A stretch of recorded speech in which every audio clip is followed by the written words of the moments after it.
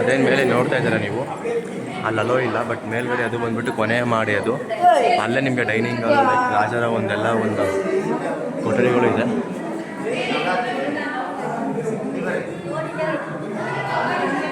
ಇದು ಒಂದು ನಾಲ್ವಡಿ ಕೃಷ್ಣರಾಜ ಅವರ ಒಂದು ಪ್ಲಾಸ್ಟರ್ ಆಫ್ ಪ್ಯಾರಿಸಿಂದ ಮಾಡಿರ್ತಕ್ಕಂಥ ಒಂದು ಮೂರ್ತಿ ಇದು. ಆ್ಯಂಡ್ ನಾವಿಲ್ಲಿ ಇವಾಗ ಬಂದು ನೋಡ್ಬೋದು ಈ ಒಂದು ದೊಡ್ಡ ಸಭಾಂಗಣ.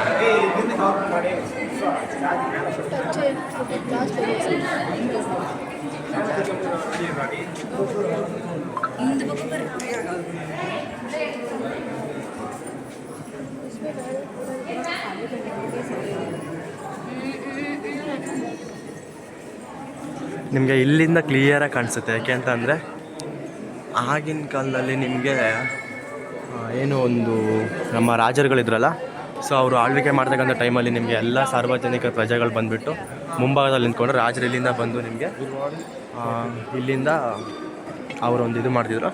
ಸೊ ಅದೇನು ಕಾಣ್ತಿದೆಯಲ್ಲ, ಅಷ್ಟು ಸಾರ್ವಜನಿಕರಿಗೆ ಬೇಕಾದಂಥ ಒಂದು ಸ್ಥಳಗಳು ಇಲ್ಲಿ ನೋಡಿ, ಇದಿಷ್ಟು. ಆ್ಯಂಡ್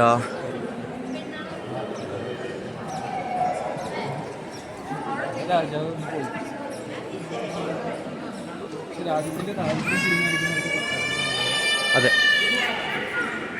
ಇಲ್ಲೇ ರಾಜರುಗಳು ನಿಂತ್ಕೊಂಡು ಇಲ್ಲಿಂದ ಆಳ್ವಿಕೆ ಮಾಡ್ತಿದ್ರು. ಅಂದರೆ ಯಾವುದೇ ಒಂದು ಭಾಷಣ ಅಥವಾ ಏನೇ ಆಗಿರಲಿ ಪ್ರತಿಯೊಂದನ್ನು ಇಲ್ಲಿಂದನೇ ಅವರಿಗೆ ಒಂದು ಸೂಚನೆ ಕೊಡ್ತಿದ್ರು. ಎಲ್ಲ ಪ್ರಜೆಗಳು ಬಂದು ಸೇರ್ತಾಯಿದ್ರು ಮುಂಭಾಗದಲ್ಲಿ. ಈ ಕಡೆ ಆ ಕಡೆ ಅವರು ಬಲಭಾಗ ಮತ್ತು ಎಡಭಾಗದಲ್ಲಿರ್ತಕ್ಕಂಥ ಒಬ್ಬ ಸೈನಿಕರಾಗಲಿ ಅಥವಾ ಮಂತ್ರಿಗಳಾಗಲಿ ಅವರೆಲ್ಲ ಬಂದು ಇಲ್ಲೇ ಒಂದು ಆ ಕಡೆ ಕೂತಿದ್ರು. ಸೊ ರಾಜರಿಗೆ ಈ ಒಂದು ಅವಕಾಶದಿಂದ ಇಲ್ಲಿಂದನೇ ಹೇಳ್ತಿದ್ರು.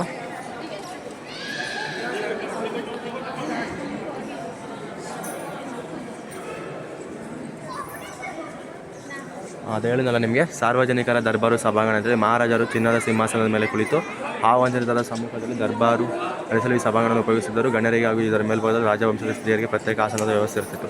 ನಿಮ್ಗೆ ಏನು ಹೇಳಿದೆ ನಾನು ಆಗಲೇ, ಅದೇ ಸಾರ್ವಜನಿಕರಂದರೆ ಏನು ಪಬ್ಲಿಕ್ ಇರುತ್ತೆ ಅವರಿಗೆಲ್ಲ ಕರೆಸ್ಬಿಟ್ಟು ರಾಜರು ಚಿನ್ನದ ಚೇರು ಅಂದರೆ ಗೋಲ್ಡನ್ ಚೇರ್ ಮೇಲೆ ಕೂತ್ಕೊಂಡು ಒಂದು ಆಳ್ವಿಕೆ ನಡೆಸಿದ್ರು. ಅದೇ ರೀತಿ ರಾಣಿಯರಿಗೆ ಮತ್ತು ಏನು ಅವರು ಸೇವಕರಿಗೆ ಎಲ್ಲರಿಗೂ, ಅಂದರೆ ರಾಣಿಯರಿಗೆ ಮತ್ತು ಮಂತ್ರಿಗಳಿಗೆ ಅವ್ರಿಗೂ ಸಪ್ರೇಟಾದ ಆಸನಗಳಿರ್ತಿತ್ತು. ಅಂದರೆ ಅವ್ರಿಗೂ ಸಪ್ರೇಟಾಗಿ ಕೊನೆಯಾಗಿ ಒಂದೊಂದು ಕುರ್ಚಿಗಳನ್ನ ಕೊಡ್ತಿದ್ರು. ಇಲ್ಲಿ ನಿಂತ್ಕೊಂಡು ಇದು ಮಾಡ್ತಿದ್ರು. ಸೊ ಮುಂದೆ ಹೋಗುವ ಬನ್ನಿ.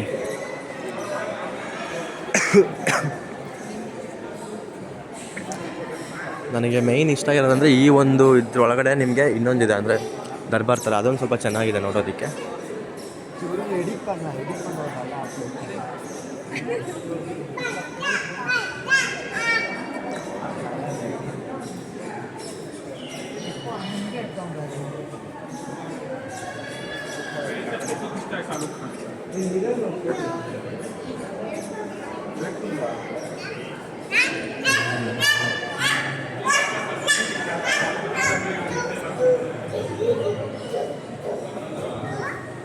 ಆ್ಯಂಡ್ ಈ ಒಂದು ಕಾಣೆ ನೋಡ್ತಿದ್ರಲ್ಲಿ ನಾನು ಕಾಣಿಸ್ತಾ ಇದ್ದೀನಿ.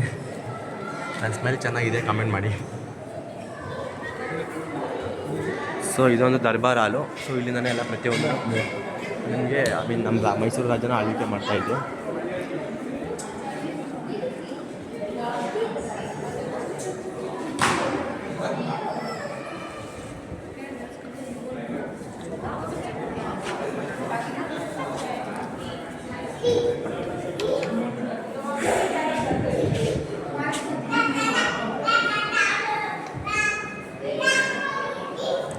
ಇದೆಲ್ಲ ತೆಗೆದ್ರೆ ನಮಗೆ ಒಳಗೆ ಏನಿದೆ ಎತ್ತ ಅಂತ ಗೊತ್ತಾಗುತ್ತೆ. ಬಟ್ ತೆಗಿಯೋಕ್ಕೆ ಚಾನ್ಸೇ ಇಲ್ಲ, ಬೀಗಾಗಿರ್ತಾರೆ. ಯಾಕಂದರೆ ಒಳಗೆ ಬೆಲೆ ಬಾಳ್ತಕ್ಕಂಥ ವಸ್ತುಗಳಾಗಿರ್ಬೋದು ಅಥವಾ ಹಿಂದಿನ ಕಾಲದಲ್ಲಿ ಏನೋ ಒಂದು ಇಕ್ಕಿರ್ತಾರೆ. ಆ್ಯಂಡ್ ನೀವಿನ್ನ ನೋಡ್ಬೋದು, ಲಿಫ್ಟ್ ಇರ್ತಿತ್ತು ಆಗಿನ ಕಾಲದಲ್ಲೇ, ದರ್ಬಾರ್ ಲಿಫ್ಟ್ ಅಂತೇಳಿ. ರಾಜರ ಮೇಲಿಂದ ಅಥವಾ ಕೆಳಗಿಂದ ಹೋಗ್ಬೋದಿದೆ. ಈ ಲಿಫ್ಟ್ ಮೂಲಕ ಈ ಕಡೆ ಬಂದು ಹಿಂಗಿಂದನೇ ಇಲ್ಲ ಅವ್ರು ಈ ಕಡೆಯಿಂದ ಬಂದು ಏನು ಇಲ್ಲಿಂದ ನಿಮಗೆ ಈ ಕಡೆ ಹೋಗಿ ಅಲ್ಲಿ ನಿಮಗೆ ದರ್ಬಾರು ನಡೆಸ್ತಕ್ಕಂಥದ್ದು. ಸೊ ನೀವೇನು ಮಾಡ್ತಿದ್ದೀರಾ, ಮೇಲ್ಗಡೆ ಅರಮನೆಗಳಿವೆ, ಕೊಠಡಿಗಳಿವೆ, ಮತ್ತು ಇದು ಲಿಫ್ಟ್ ಇದೆ. ಅಗೇನ್ ಬಟ್ ಮೇಲೆ ಹೋಗೋದಕ್ಕೆ ಅವಕಾಶ ಇದ್ದಿದ್ರೆ ನಾನು ಹೋಗ್ತಾ ಇದ್ದೆ. ಏನು ಮಾಡಲಿ, ಟೈಮ್ ಇಲ್ಲ. Just second. ಆ್ಯಂಡ್ ಇದನ್ನು ಏನು ನೋಡ್ತಿದ್ದಾರೆ ನೀವು, ಇದು ಒಂದು ಮನೆ. ಅಂದರೆ ನಿಮಗೆ ಅದೆಲ್ಲ ಫೋಟೋಸ್ ಇದೆ, ಬಟ್ ನಂಗೆ ಅಷ್ಟೊಂದು ಮಾಹಿತಿ ಇದ್ರ ಬಗ್ಗೆ ಒಳಗೆ ಏನಿದೆ ಎತ್ತ ಅಂತ ನಾನು ಓದಿಲ್ಲ. ಇದ್ದಿದ್ರೆ ನಾನು ಖಂಡಿತವಾಗ್ಲೂ ಎಕ್ಸ್ಪ್ಲೇನ್ ಮಾಡ್ತಾಯಿದ್ದೆ. ಇದೆಲ್ಲ ಆಗಿನ ಕಾಲದಂಥ ಒಂದು ಕಂಬಗಳು, ಇವಾಗೆಲ್ಲ ಇದು ಮಾಡಿಬಿಟ್ಟಿದ್ದಾರೆ. ಆ್ಯಂಡ್ ನೀವು ಇದು ನೋಡ್ತಕ್ಕಂಥ ನನಗೆ ಈ ಒಂದು ಅರಮನೆಗೆ ಬಂದರೆ ತುಂಬ ಇಷ್ಟ ಆಗೋದು ಈ ಒಂದು ಪ್ಲೇಸು. ಯಾಕಂದರೆ ಇಲ್ಲಿ ಚಿನ್ನದ ಬಾಗಿಲುಗಳಿವೆ ಮತ್ತು ಇದೊಂದು ದರ್ಬಾರ್ ಇದೆ ಅವ್ರದ್ದೇ, ಅಂದರೆ ರಾಜ್ಯಸಭೆಯ ದರ್ಬಾರ್ ಇದು. ಅದು ಬಂದು ನಿಮಗೆ ಪಬ್ಲಿಕ್ ದರ್ಬಾರ್ ಏನಲ್ಲಿ ಕಾಣಿಸ್ತಿದೆಯಲ್ಲ ಅದು ಬಂದು ಪಬ್ಲಿಕ್ ದರ್ಬಾರು. ಈ ಒಂದು ದರ್ಬಾರ್ ಬಂದುಬಿಟ್ಟು ರಾಜ್ಯಸಭೆ ದರ್ಬಾರ್, ಅಂದರೆ ಮಂತ್ರಿಗಳು ಸೈನಿಕರಿಗೆ ಮಾತ್ರ ಅವಕಾಶ ಇತ್ತು ಒಳಗೆ ಏನೇನು ನಡೀತಿದೆ ನಮ್ಮ ರಾಜ್ಯದಲ್ಲಿ ಏನಿಲ್ಲ ಅಂದ್ಬಿಟ್ಟು ನೋಡೋದಕ್ಕೆ. ಆ್ಯಂಡ್ ಇದು ನೋಡ್ತಾ ಇದ್ದೀರಲ್ಲ, ಇದು ಬಂದು ರಾಜ್ಯಸಭೆ.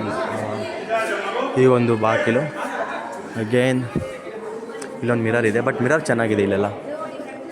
ಸೊ ನೀವೇನು ನೋಡ್ತಾ ಇದ್ದೀರಾ, ಇದು ಲಾಸ್ಟ್ ಟೈಮ್ ಕರೆಂಟೆಲ್ಲ ಇತ್ತು, ಬಟ್ ಈ ಟೈಮ್ ಕರೆಂಟ್ ಇರಲಿಲ್ಲ.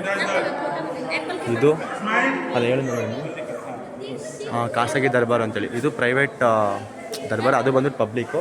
ಸೊ ಇವನ್ ರಾಜರಾಗಿರಲಿ ಅಥವಾ ಮಂತ್ರಿಗಳಾಗಿರಲಿ ಅಲ್ಲಿ ರಾಜರು ಕೂತ್ಕೊಂಡು ಈ ಕಡೆ ಸೈನಿಕರು ಇದ್ಬಿಟ್ಟು ಅವರೊಂದು ಪ್ರೈವೇಟ್ ದರ್ಬಾರ್ನ ಅಂದರೆ ಖಾಸಗಿ ದರ್ಬಾರ್ ನಡೆಸಿದರು. ಅದೇನು ನೀವು ಅಲ್ಲಿ ಪಬ್ಲಿಕಲ್ಲಿ ನೋಡಿದ್ರೆ ಅದು ಪಬ್ಲಿಕ್ ದರ್ಬಾರ್, ಅದು ಬಂದುಬಿಟ್ಟು ಜನಸಾಮಾನ್ಯರಿಗೆ. ಇಲ್ಲಿದೆ ನೋಡಿ, ಖಾಸಗಿ ದರ್ಬಾರು ಸಭಾಂಗಣ ಅಥವಾ ದಿವಾನ್ ಎ ಕಾಸನ್ನು ಮಹಾರಾಜರು ಖಾಸಗಿ ಸಭೆಗಳಿಗಾಗಿ ಬಳಸುತ್ತಿದ್ದರು. ದಸರೆಯ ನವರಾತ್ರಿಯಲ್ಲಿ ಈ ಸಭಾಂಗಣವು ಚಿನ್ನದ ಸಿಂಹಾಸನವನ್ನು ಇರಿಸಿ ರಾಜವಂಶದ ಉತ್ತರಾಧಿಕಾರಿಗಳು ಸಿಂಹಾಸನಾಸನಗಳಿಗೆ ಪೂಜಾ ವಿಧಿವಿಧಾನವನ್ನು ನಡೆಸುತ್ತಿದ್ದರು. ಏನು ಇಲ್ಲಿ ಬರೆದಿದ್ದಾರೆ, ದಸರಾ ಟೈಮಲ್ಲಿ ಇಲ್ಲಿ ಒಬ್ಬರು ರಾಜರು ಬಂದುಬಿಟ್ಟು ಸಿಂಹಾಸನದ ಕುರ್ಚಿ ಇರುತ್ತಲ್ವ, ಆ ಸಿಂಹಾಸನ ಕುರ್ಚಿ ಬಂದುಬಿಟ್ಟು ಚಿನ್ನದ್ದಾಗಿರುತ್ತೆ. ಆ ಚಿನ್ನದ ಮೇಲೆ ಕೂತ್ಕೊಂಡು ದಸರಾ ಟೈಮಲ್ಲಿ ಅಂದರೆ ನವರಾತ್ರಿ ಆ 9 ದಿನಗಳಲ್ಲಿ ಏನಿರುತ್ತೆ ಆ 9 ದಿನಗಳ ಕಾಲ ಇದೇ ಒಂದು ದರ್ಬಾರ್ನಲ್ಲಿ ಅವರೊಂದು ಪೂಜಾ ವಿಧಿವಿಧಾನಗಳು ಮಾಡ್ತಾಯಿದ್ರು ಅಂತ ಹೇಳ್ತಾ ಇದ್ದಾರೆ.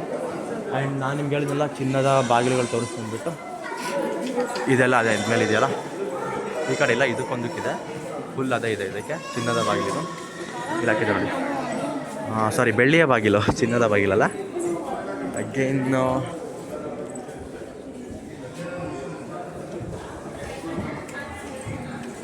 ನಿಮಗೆ ಬೆಳ್ಳಿಯ ಬಾಗಿಲು ತೋರಿಸ್ಬೇಕನ್ನಲ್ಲ, ಸಂಪೂರ್ಣವಾಗಿ ಬೆಳ್ಳಿಯ ಬಾಗಿಲು ಇದು, ಯಾವುದೇ ಒಂದು ಬೇರೆ ಲೋಹ ಮಿಕ್ಸ್ಚರವಾಗಿಲ್ಲ ಇದರಲ್ಲಿ. ಆ್ಯಂಡ್ ಇಲ್ಲಿ ನೀವು ಇನ್ನೂ 3 ನೋಡ್ಬೋದು ಬಾಗಿಲುಗಳನ್ನ, ಇದೊಂದು ಮತ್ತು ಅದೊಂದು ಮತ್ತು ಇದೊಂದು, ಒಟ್ಟು ಟೋಟಲಾಗಿ 3 ಬಾಗಿಲ್ಸ್ ಇದೆ.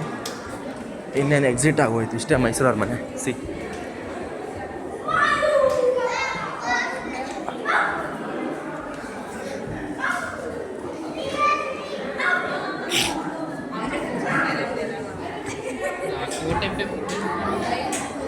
ಮಿರರ್ ಚೆನ್ನಾಗಿದೆ ಕಣಪ್ಪ ಮಕ್ಕ ನೋಡ್ಕೊಳ್ಳೋದಕ್ಕೆ.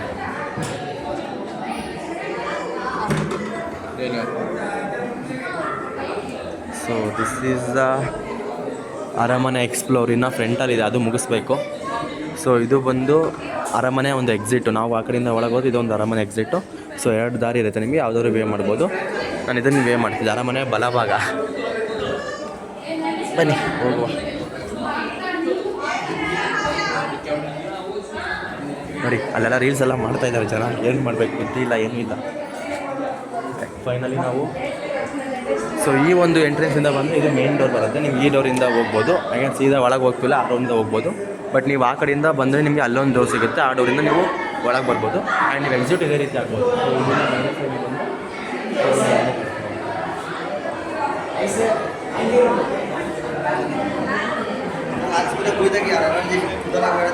ಫೈನಲಿ ಅರಮನೆ ಒಳಭಾಗ ಎಕ್ಸಿಟ್ ಆಯ್ತು. ಇವಾಗ ಏನಿದೆ ಹೊರಭಾಗ ಇದೇ ನೀವು ನೋಡ್ತಿದ್ರಲ್ಲ, ಇದೆಲ್ಲ ಬಂದುಬಿಟ್ಟು ದಸರಾ ಟೈಮಲ್ಲಿ, ಅಂದರೆ ಇವಾಗ ನೆಕ್ಸ್ಟ್ ಮಂತ್ ನವರಾತ್ರಿ ನಡೀತಲ್ಲ, ಆ 9 ದಿನಗಳಲ್ಲಿ ಆನೆಗಳನ್ನ ತಯಾರು ಮಾಡಿ ಆ ಆನೆಗಳಿಗಾಗಿ ಸ್ಪೆಷಲಾಗಿ ಆ ಆನೆಗಳಿಗೆ ಬೇಕಂತ ಒಡವೆ ಸಾಮಾನುಗಳನ್ನು ಹಾಕ್ತಾರೆ. ಸೊ ಇಲ್ಲ ಇದೆ ನೋಡಿ, ಮೈಸೂರು ದಸರೆಗಳ ಗಜಪಡೆಗಳ ಆಭರಣಗಳು ಅಂದ್ಬಿಟ್ಟು. ಇದು ಬಂದುಬಿಟ್ಟು ನಾನೇ ಓದ್ತೀನಿ ಕೇಳಿ. ಜಗತ್ಪ್ರಸಿದ್ಧ ಪಾರಂಪರಿಕ ದಸರಾ ಮಹೋತ್ಸವ ಕರ್ನಾಟಕ ಸರ್ಕಾರವೇ ಪ್ರಾಯೋಜಿಸಿ ಪ್ರತಿ ವರ್ಷದಂದು ನವರಾತ್ರಿ ಹಬ್ಬದ 9 ದಿನಗಳ ಕಾಲ ಅತ್ಯಂತ ವಿಜೃಂಭಣೆಯಿಂದ ಆಚರಿಸುತ್ತಾರೆ. ಹಾಗೆ ಆ ಪ್ರಮುಖ ಆನೆಯ ಮೇಲೆ ಏನು ಸಿಗುತ್ತೆ ಅಂದರೆ ಚಾಮುಂಡಿ ತಾಯಿನ ಒಂದು ಪ್ರಮುಖ ಆನೆಯ ಮೇಲೆ ಕೂತ್ಕೊತಾರೆ. ಇದ್ರದ್ದು ಎಷ್ಟಿದೆ ಅಂತಂದರೆ ಇಲ್ಲಿದೆ ನೋಡಿ, ಮುಂದಲೆ ಪಟ್ಟೆ, ಕತ್ತಿನ ಗಂಟಿ, ಪಾದದ ಗಂಟೆ, ಕತ್ತಿನ ಸರೆ, ಸಿಂಗೋಂಟೆ ಜೊತೆ, ಚಮರಿ ಮಾಲ, ವರ್ಣರಂಜಿತ ಛತ್ರಿಗಳು. ಮೈಸೂರು ದಸರಾದ ಪ್ರಧಾನ ಆಕರ್ಷಣೆ ಈ ಗಜಪಡೆಗಳು. ಹೆಡ್ಡ ಮೂಲಕ ನೆರೆಡಿದ ಆನೆಗಳ ವಿಶೇಷ ತರಬೇತುದಾರರ ಕೆಳಗಿರುತ್ತಾರೆ. ಅಂದರೆ ಆ ಒಂದು ಆನೆಗಳು ಏನಂತಂದರೆ ನಿಮಗೆ ಟ್ರೈನಿಂಗ್ ಇಲ್ಲದೇ ಯಾವುದೇ ಆನೆಗಳು ಇಲ್ಲಿ ಮೈಸೂರು ದಸರಾದಲ್ಲಿ ಭಾಗಿಯಾಗೋದಿಲ್ಲ. ಯಾಕಂದರೆ ಪ್ರತಿಯೊಂದು ಆನೆಯೂ ಟ್ರೈನಿಂಗ್ ತೊಗೊಂಬಂದಿರುತ್ತೆ ಆ ಒಂದು ಆನೆ ಮಾಲೀಕನ ಹತ್ರ. ಹಾಗಾಗಿ ಆ ಪ್ರತಿಯೊಂದು ಆನೆಯೂ ಅಷ್ಟೇ ನಿಶಬ್ದವಾಗಿ ಅಷ್ಟೇ ವಿಜೃಂಭಣೆಯಿಂದ ನಮ್ಮ ಮೈಸೂರು ದಸರಾನ ನಡೆಸ್ಕೊಳ್ತೇವೆ. ಆನೆಗೂ ಗ್ರೇಟ್ ಅನ್ಬೇಕು ನಾವು. ಅಗೇನ್ ಇಲ್ಲಿ ಪ್ರವಾಸಿಗರ ಮಾಹಿತಿ ಪುಸ್ತಕ ಕೇಂದ್ರ ಅಂತಿದೆ.